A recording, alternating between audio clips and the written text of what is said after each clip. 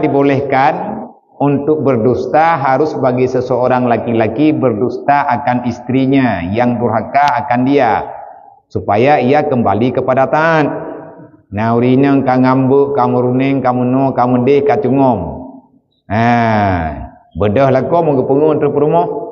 Pegah meno pegah mendek kepengun lagi nyo kepengun lagi je. Kupu tujuan bek nusyud. Sebab tujuannya nusyud dosa besar. Karena istri tidak lagi taat kepada suami, maka dosa besar. Gebedah lah kau, gemita kai, gepengun perumah ngak bek nusyud. Nah, gepengun, nyo gepengun. Nah, akhirnya li perumahnya hana jadi nusyud, nyanjut. Yang selanjutnya dan lagi harus berdusta kepada istri, suami mendustakan istrinya. Supaya jangan durhaka istrinya akan dia baik buat salah. Yang lagi dan lagi harus berdusta akan istrinya karena meridhakan dia akan istrinya itu, ataupun berdusta akan istrinya bahwa kasih akan dia lebih daripada kasih akan madunya. Uragam le purmoh. Mekaru truk purmoh ha purmoh dua. Ya kayan orang le purmoh hong gejak dia. Nama dia putra sebab kala rumah kalau lebih ibu punya ke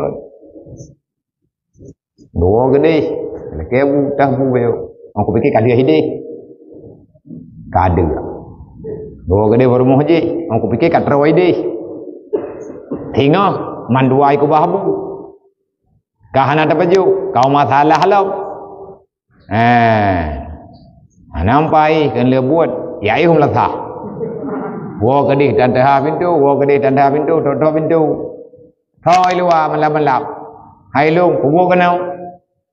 Kau buka pintu, hai. Mama sini buka wo kedih. Ini luar ni. Kau masalah lo, ide fikir ide. Nyen gara-gara salah perasaan. Perasaan perumuhnya, sayang ke perumuh je, perasaan perumuh je, sayang ke perumuh je.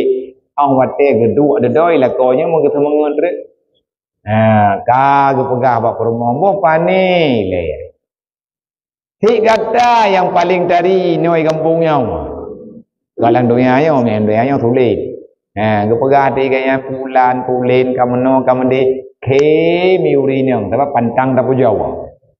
Nya benang yang dulu. Nya tengok tak buka surah. Putenang ke, lang tenang ya. Dawa masalah madu-madu. Biasa madu mameh nyop pet. Gai cetok iku meto. Jadi kepada hana konnya apa ni ya tigata lembui tha. Ande tego gede tigata lembui tha. Mantabohnya lembui tha yang tinggal temungut ti urau. Kepu bek dawa. Ngak bek pergi.